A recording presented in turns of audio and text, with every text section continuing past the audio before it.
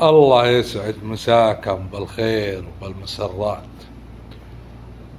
حادث سيارة يكشف أكبر منظمة سرقة أغنام بالمملكة العربية السعودية.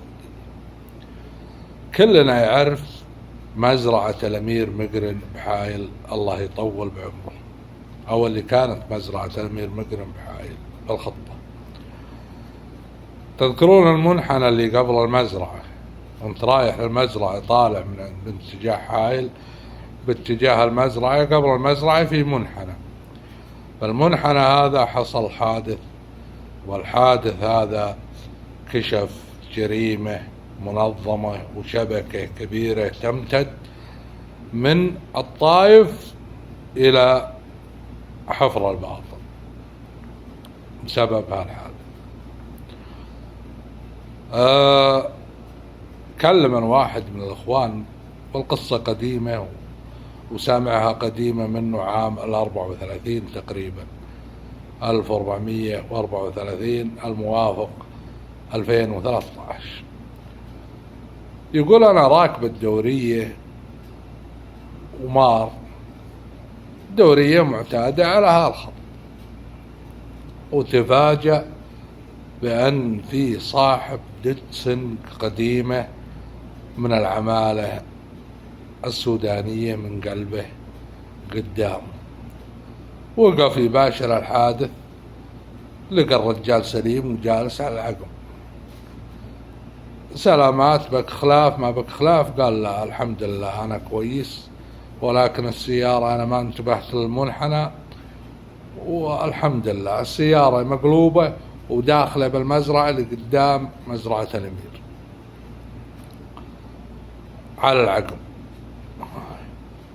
يقول أكيد ما فيك خلاف؟ قال نعم ما فيني خلاف. يقول وقفت عنده وكلمت الدوريات في حادث، وجلست أكلم بالجوال، قالوا انتظر شوي نرسل لك دورية تباشر الحادث اللي هم المرور. يقول وأنا أكلم بالجوال نزلت أتمشى على طرف العقب، يقول واتفاجأ إلا في خروف مذبوح دمه تو سايح جديد.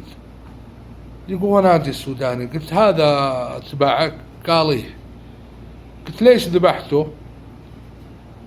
قال مكسور وما حبيت انه يتعذب. قلت جزاك الله خير.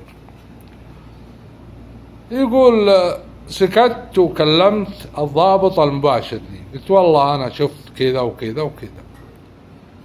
قال كلم البحث الجنائي وعدلوا سيارته وراقبوا الشخص هذا وين يروح. يقول عدلنا سيارته، والسيارة حتى ما هي باسمه، وقلنا الله يستر عليك، لما شفناه شغالة الله يستر عليك اركب سيارتك، تبينا مساعدة، تبي نعطيك ورقة سلاح، تبي اللي تبي احنا حاضرين. قال لا أنا بس أبغى أوديها المزرعة. قلنا الله يستر عليك. يقول مشى وبدينا نراقبه من بعيد. الرجال اتجه ناحية الشرق من المزرعة، ناحية منطقة تقريبا اسمها المندسة. يقول ودخل من بعيد الراقب ودخل مزرعة. يقول المزرعة هذه رصدناه ورصدنا حركاته، ويا جاء آخر الليل جت سيارات دداسن هلكسات ودخلت هالمزرعة، وآخر الليل يطلع منها جنتين محملات غنم، واحدة تتجه للحفر واحدة تتجه لحايل، وبعضها يقول يتجه للمدينة. ونتابع، جلسنا فترة وحنا نتابع حركة هالجنات وحركة السيارات اللي تدخل وتطلع من هالمزرعة. يقول جاتنا الأوامر بعد ما رصدنا حركتهم وتأكدنا أن المزرعة هذه فيها حاجة مشبوهة، والغنم هذه اللي تجي يجيبونها السودانيين يا سارقينه من كفلاهم، من مزارع كفلاهم، أو سارقينه من مناطق ثانية. تأكدنا الآن أن الموضوع فعلا تجارة بالغنم، تجارة غير مشروعة. يقول داهمناهم، لقينا فوق 30 سوداني ومعهم بعض الجنسية الأثيوبية، ولقينا موجود بالمزرعة أكثر من 3000 رأس. اتصلنا على صاحب المزرعة، طلع يم الكويت، كويتي.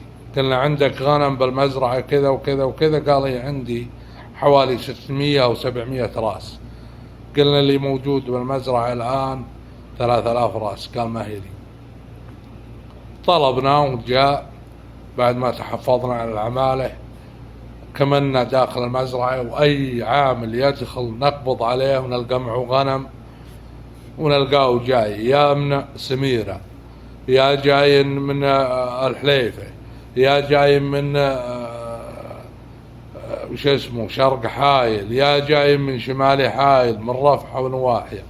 المزرعة هذه يجمعون بها الأغنام ويوزعونه على أسواق المملكة.